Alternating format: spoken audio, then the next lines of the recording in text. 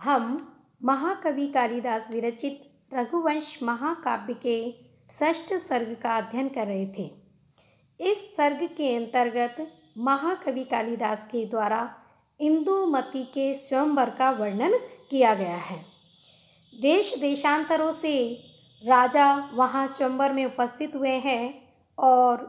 इंदुमती की एक दासी जो कि सखी के समान थी, सुनंदा, वह वहाँ उपस्थित हुए सभी राजाओं का एक एक करके परिचय देती है। इसी श्रृंखला में वह राजकुमार अज के वंश का और उनके गुणों का परिचय इंदुमती से कराती हैं। तो उस समय राजकुमार अज को देखकर, उनके वंश के विषय में जानकर, उनके गुणों के विषय में जान करके वह इंदुमती अज के प्रति मोहित हो जाती हैं और उनके साथ विवाह करने का निर्णय लेती हैं। इसी प्रसंग में आगे वर्णन करते हुए कवि कहते हैं,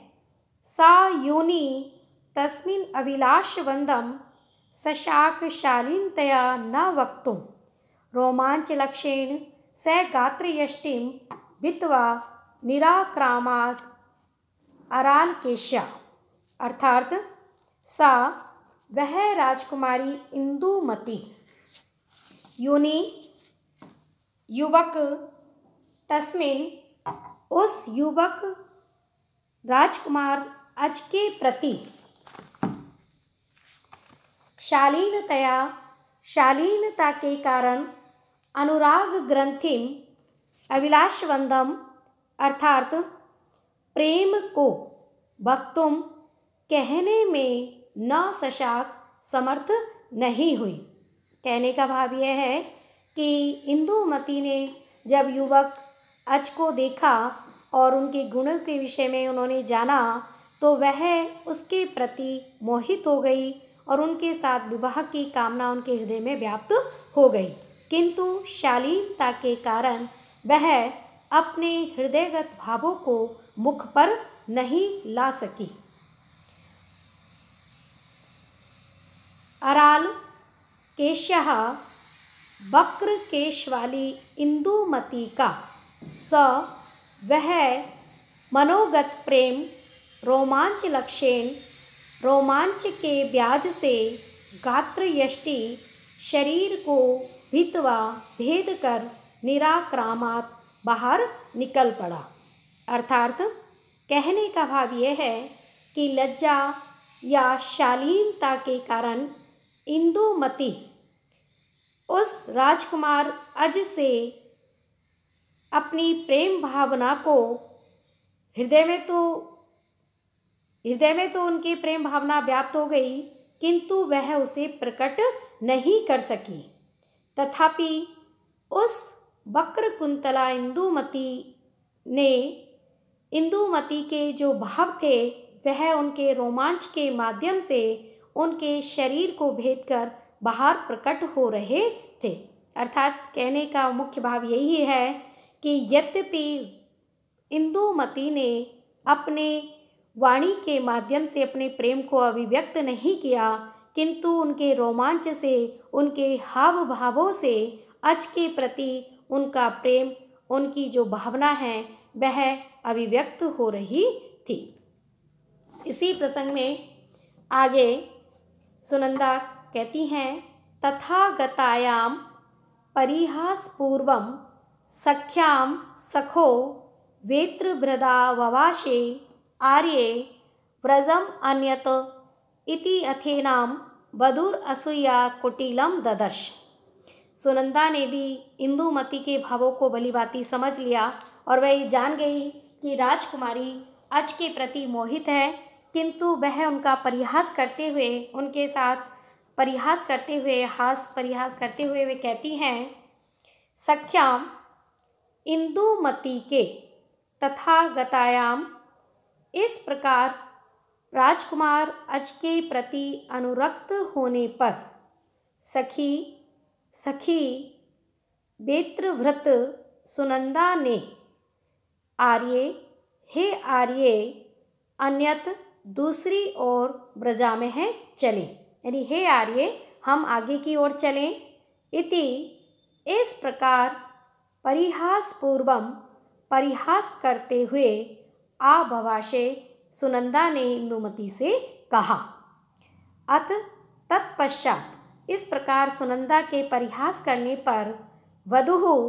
इंदुमती ने एनाम इस सुनंदा को असूयाम कुटिलम क्रोध से कुछ वक्र दृष्टि से ददर्श देखा। अर्थात सुनंदा ने ये इंदुमती के हाव भावों को समझ लिया था कि वह राजकुमार अज के प्रति मोहित है, किंतु फिर भी सखी सदृश हास प्रयास करते हुए उन्होंने इंदुमती से कहा कि हे सखी चलो हम आगे चलें। तो उनके इस हास प्रयास पर इंदुमती ने कुछ वक्र दृष्टि से उसको सुनंदा की ओर देखा और इस प्रकार अपने भावों के माध्यम से अपने प्रेम को प्रदर्शित किया। आगे यहाँ इंदुमती के द्वारा अज को माला पहनाकर उनका वरण कर लिया जाता है और इसी का वर्णन, बड़ा ही सुंदर वर्णन कवि कालिदास के द्वारा यहाँ पर किया गया है। सा चूर्ण गोरम रघुनंदनस्य धात्री कराभ्यां करव उपमोरु आसंज्यामास यथा प्रदेशम कंठे गुणम मूर्तम इव अनुरागम। अर्थात करव उपम उरुहु, करव के समान जंगाहू वाली, करव के समान जगन प्रदेश वाली सा उस इंदुमती ने चूर्ण गोरे है मांगलिक चूर्ण से गोर वर्ण वाली गुणम माला को मूर्तम मूर्तिमान अनुरागम इव आंतरिक प्रेम के सदृश धात्री कराभ्याम सुनंदा के हाथों से लेकर रघुनंदनस्य रघुपुत्र अज के कंठे गले में यथा प्रदेशम यथा स्थान आसंज्यामास पहना दिया। अर्थात कहने का भाव यह है कि चूँकि पूर्व पद्यों में स्पष्ट हो ही गया कि अपने हृदयगत भावों को रोमांच आदि के माध्यम से इंदुमती ने अभिव्यक्त कर दिया है और यहाँ इस पद्य में उन्होंने अपने पति के रूप में राजकुमार अज जो कि रघु के पुत्र हैं उनका वर्ण कर लिया है। माला इंदुमती ने पहना दी है और इंदुमती ने इस प्रकार राजकुमार को माला पहना करके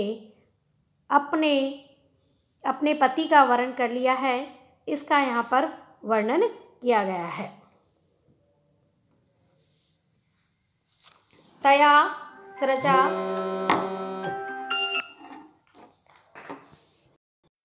स्रजा मंगल पुष्पमय्या विशाल वक्षस्थला लंबया स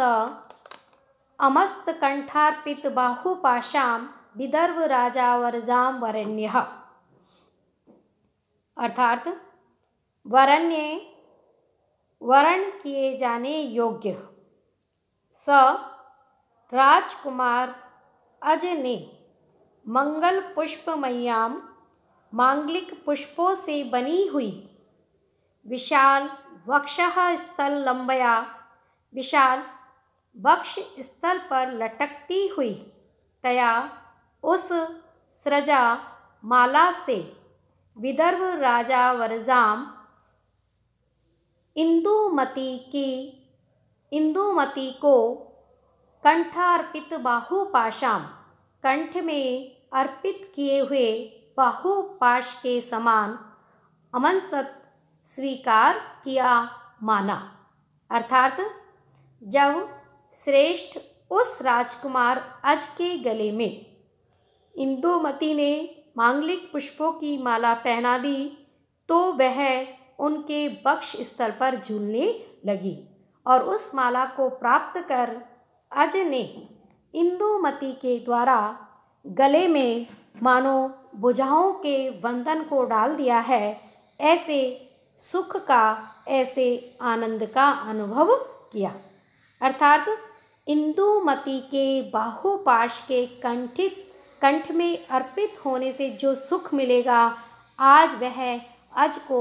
उस माला से प्राप्त हो रहा था। अर्थात वह जो माला थी वह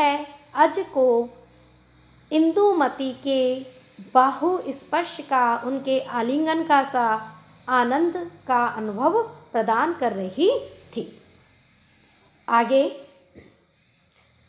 शशिनम उपगतेयम कौमुदी मेघमुक्तम जलनिधिम अनुरूपम जहन्नु कन्यावतीर्णा इति समगुण योग प्रीत्यस्तत्र पौरः श्रवण कटु नृपाणाम एक वाक्यम विवव्रु। अब यहाँ पर इंदुमती और रघुपुत्र अज का जो समागम हुआ है, उस पर पूर्ववासियों की क्या अभिव्यक्ति हुई है, उसका बड़ा ही सुंदर यहाँ वर्णन किया गया है। उसका बड़ा ही सुंदर चित्रण यहाँ कवि के द्वारा किया जा रहा है। तत्र,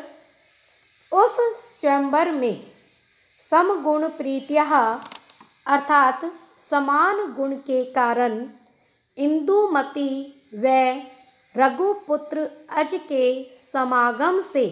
प्रसन्न चित्त पौरा नगरवासी यम, यह अज से संयुक्त इंदुमती मेघ मुक्तम, मेघ से रहित, शशिनम, चंद्रमा को उपगता प्राप्त हुई, कौमुदी, चांदनी के समान दिखाई दे रही है, और यह अपने ही समान तथा उसी प्रकार अपने अनुरूपम, अपने समान जलनिधि, समुद्र में अवतीर्णा,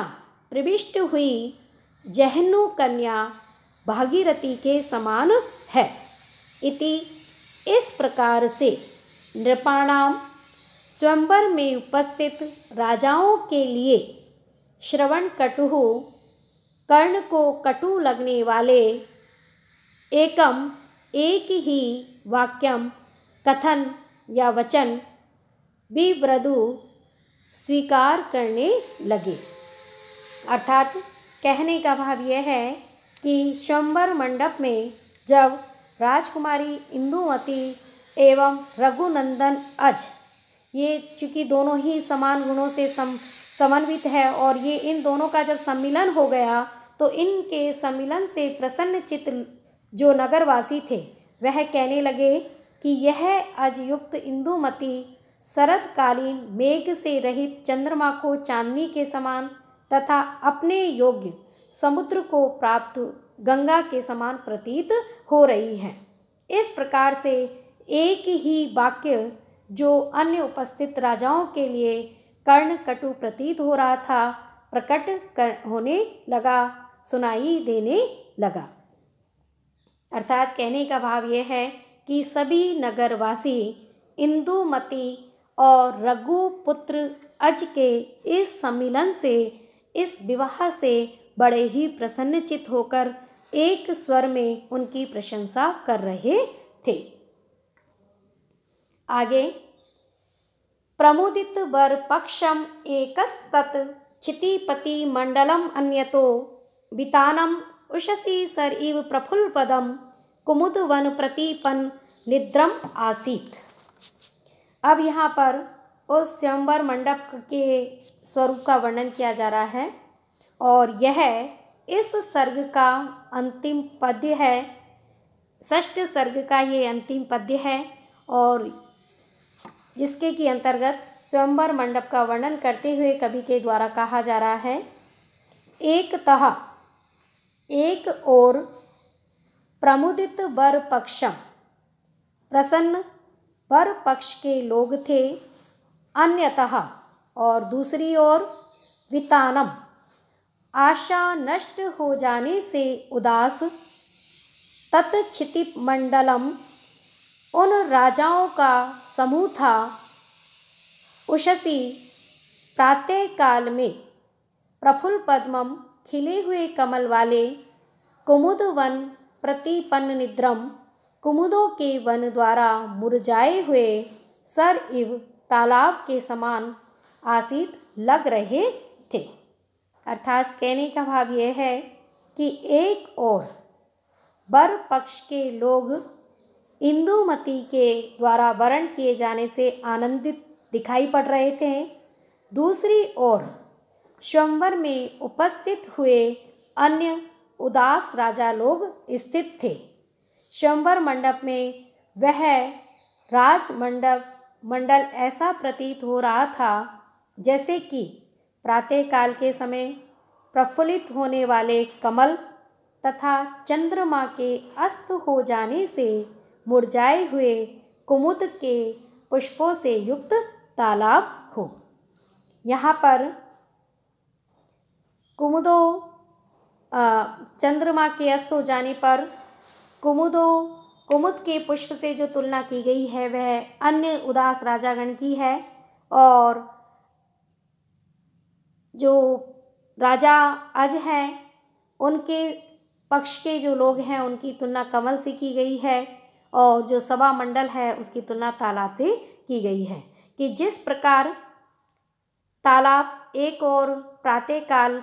सूर्य के दिखाई देने से कमलों के खिलने से युक्त है और चंद्रमा के अस्त हो जाने से मुरझाए हुए कुमुद के पुष्प से युक्त है, उसी प्रकार ये सभा मंडल भी, ये स्वयंवर मंडल भी एक और राजा अज के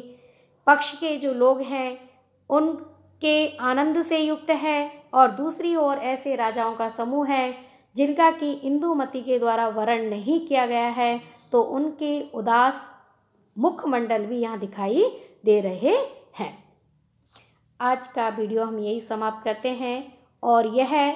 रघुवंश का छठा सर्ग यहीं पर पूर्ण होता है, और इसी के साथ ये वीडियो हम समाप्त करते हैं। धन्यवाद।